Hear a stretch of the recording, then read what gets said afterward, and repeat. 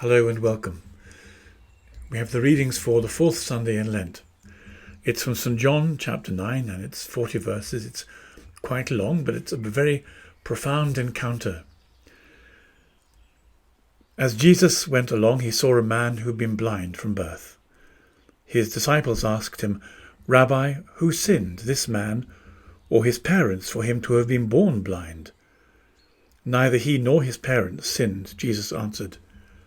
"He has been blind so that the works of God might be displayed in him." Jesus said, "As long as the day lasts, I must carry out the work of the one who sent me. The night will soon be here when no one can work. As long as I am in the world, I am the light of the world." Having said this, Jesus spat on the ground, and he made a paste with a spittle. And he put this over the eyes of the blind man, and said to him, "Go and wash in the pool of Siloam," a name that means sent. So the blind man went off, and he washed himself, and he came away with his sight restored.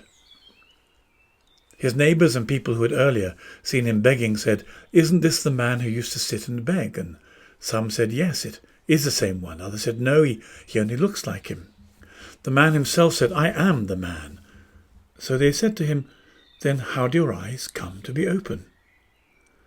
"The man called Jesus," he answered, "made a paste, daubed my eyes with it, and said to me, 'Go and wash at Siloam.'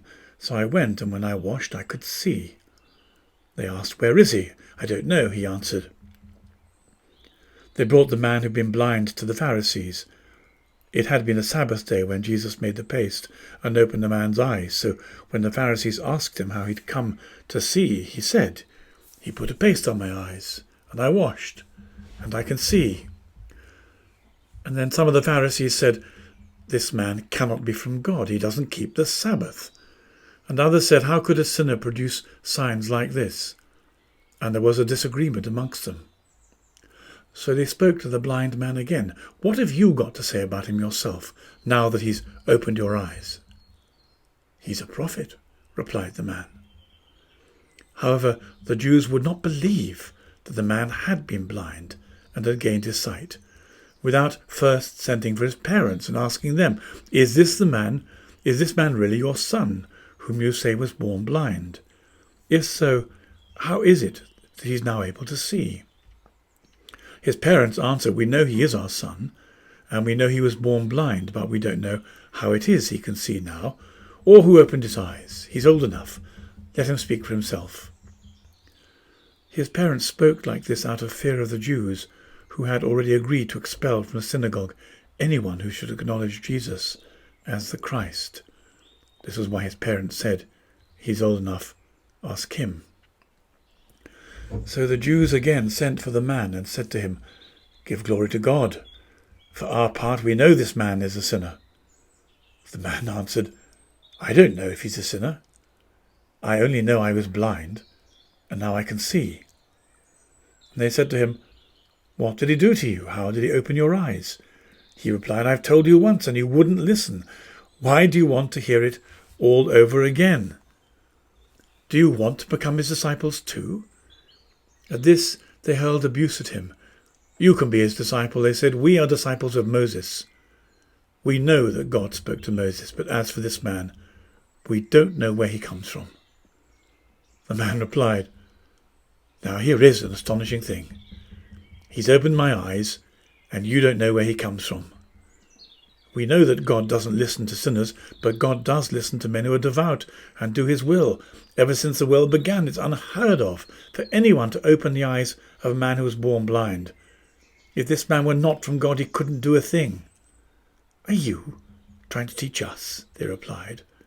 "And you a sinner through and through, since you were born?" And they drove him away. Jesus heard they had driven him away, and when he found him, he said to him, "Do you believe in the Son of Man?" "Sir," the man replied, "tell me who he is, so that I might believe in him." And Jesus said, "You're looking at him. He's speaking to you." The man said, "Lord, I believe," and worshipped him.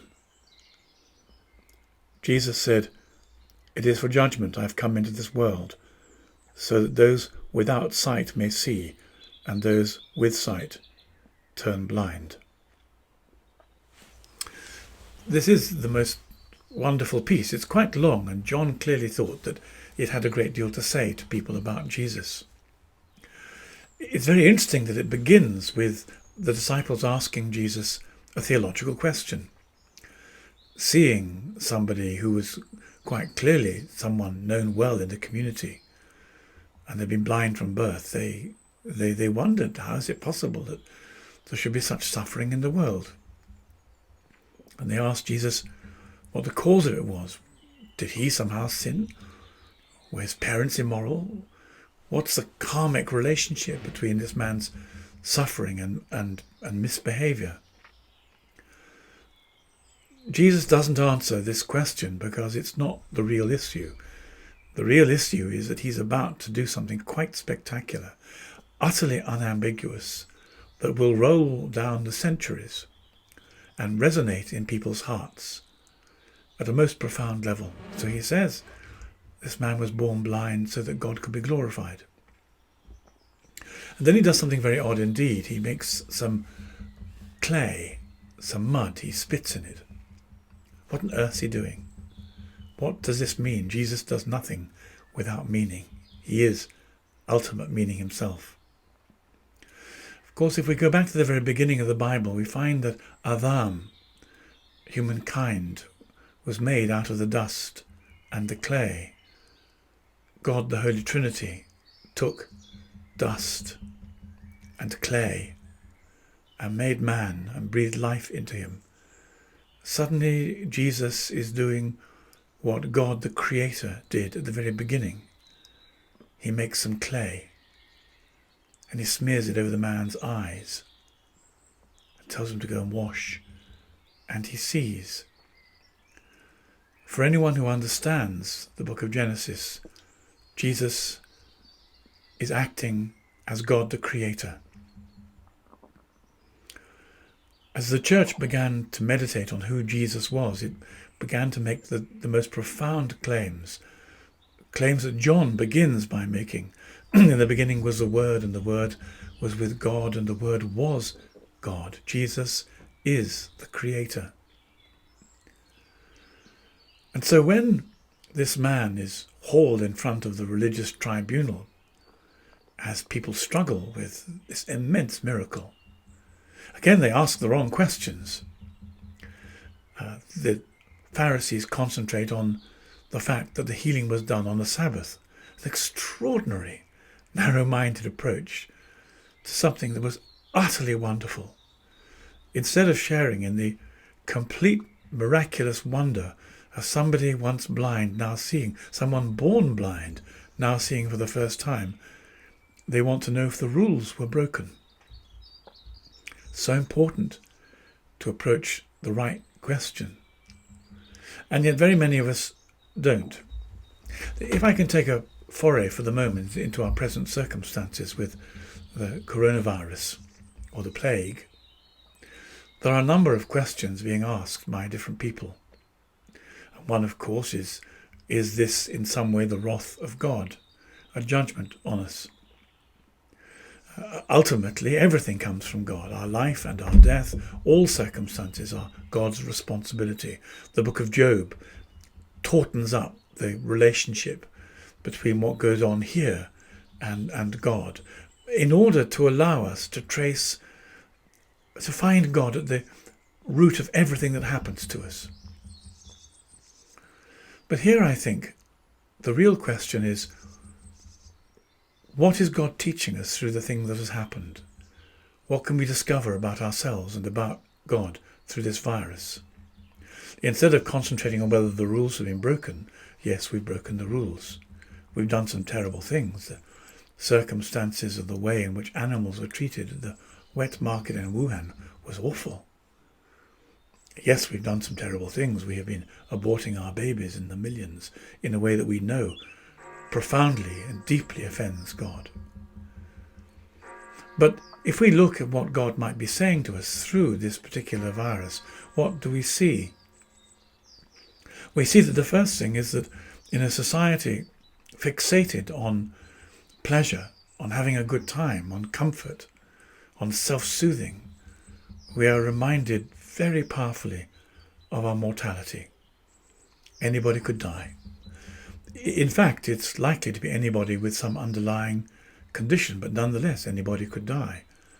And so in a confident, egotistic, hubristic society, suddenly we're brought up short and reminded that we're not in control.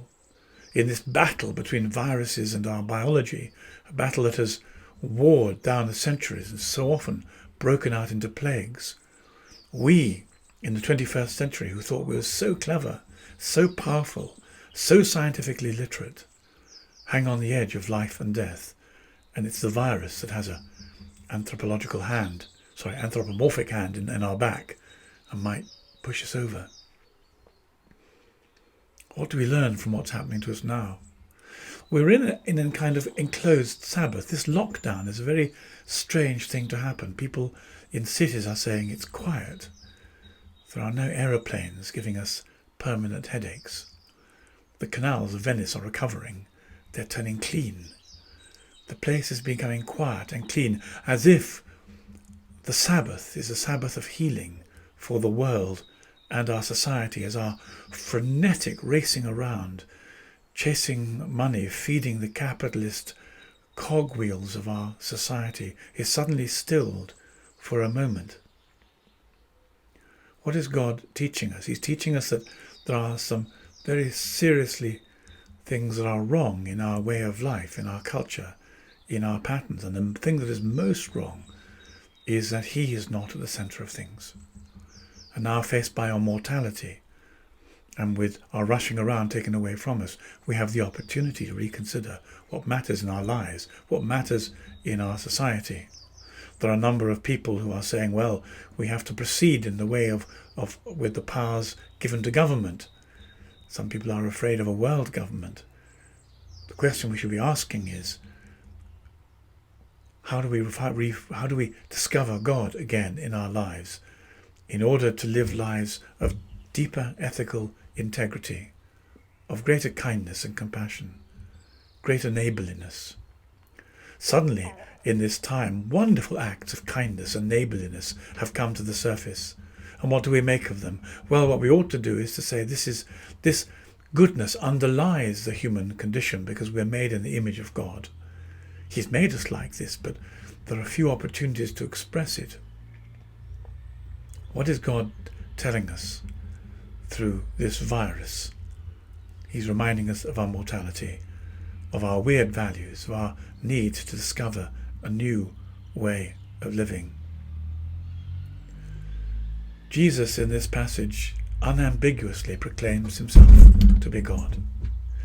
He comes to forgive us our sins, and there's a wonderful exchange between this very gutsy man who won't have any of the pulling of rank of the Pharisees. He can now see, he's absolutely delighted by it, and he sees immediately through their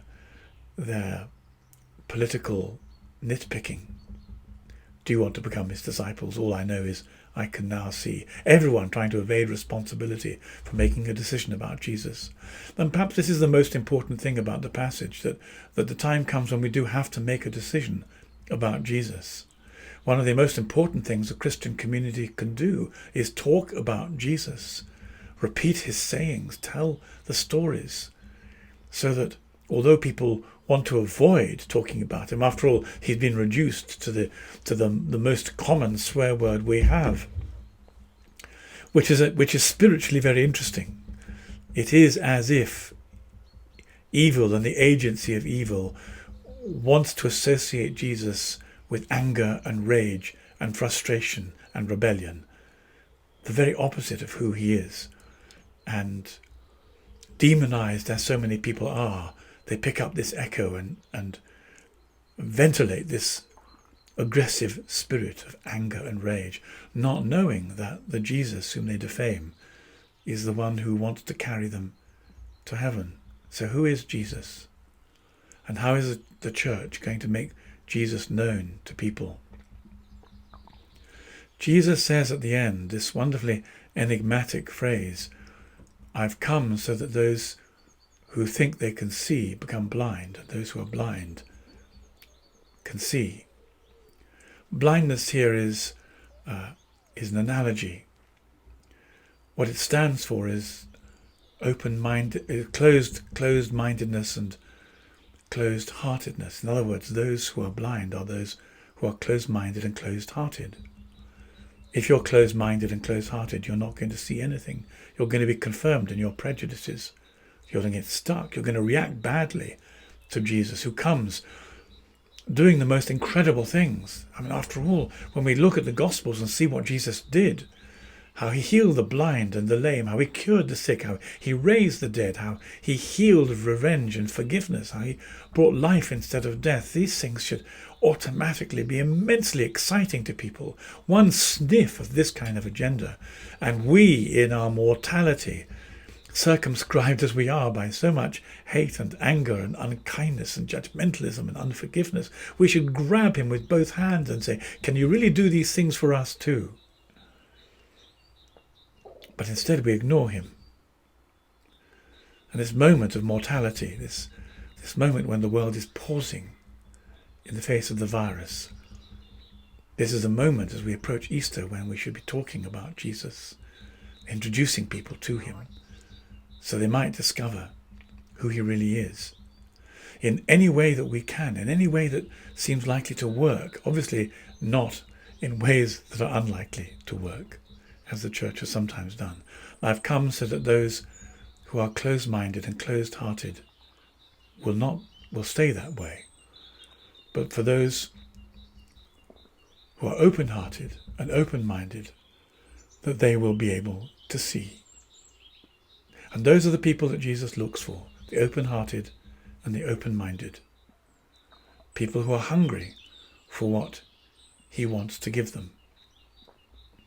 If we are satisfied with our own autonomy, with our own power, with our own control, if they matter to us more than love, life, laughter, forgiveness, joy and meaning, then we'll be left with our autonomy, our control, a life increasingly empty at the centre. But if we find ourselves with enough honesty to look at how we lack love, how we lack faith, how we lack goodness, how we lack hope, how we lack all the virtues, how so much of our kindness is a form of negotiation with our neighbours to be kind, to be nice to one another, rather than true compassionate generosity that gives without asking for anything in return. If we discover our limitations and we come to Jesus, he will set us free. He will give us life. We move from a life as if blind to one that sees fully. Anyone who's ever been blind or had trouble with their eyes will know how important sight is. People with sight who had ever been blind can imagine it, perhaps, if they are good with their imagination. But if, like me, you've lost your sight temporarily, then suddenly light becomes absolutely everything. Without light, we self-harm, we fall down, we bump into things, we damage ourselves and others. It's the most dreadful situation to be in. And here is Jesus, who is the light of the world. And John has written the Gospel so that this Jesus is somebody people can meet. This Jesus is someone everyone can have an encounter with. Once you know who he is, once you know what he's done for you, then like the man born blind, who asks the right questions all the way through, do you believe, says Jesus, tell me who the Son of Man is, so that I know whether I should believe or not. Jesus says, it's me. I'm the Son of Man. Do you believe? And then the man born blind falls down and worships him and adores him. And that's what we do every day when we get up to say our prayers. Every Sunday when we come to the Eucharist or the Holy Mass, we fall down on our knees and we adore him for his generosity. For this is not a meaningless world. It's not a world where there is only unmitigated disaster. It is a world of profound struggle, a world dislocated from its loving Creator, a world trapped by a rebellion against God. And Jesus has come to mend the rebellion, mend our hearts, mend our sight. And we adore him, we worship him, we give thanks to him, and we do what we can to let others who have not yet discovered the route to freedom, who have not yet discovered there's a way beyond the virus, beyond our death, to help them discover eternal life, eternal forgiveness, eternal joy, eternal adoration. To God be glory forever. May he renew his church and give us courage to share Jesus with our neighbours, to bring light to the blind. Amen.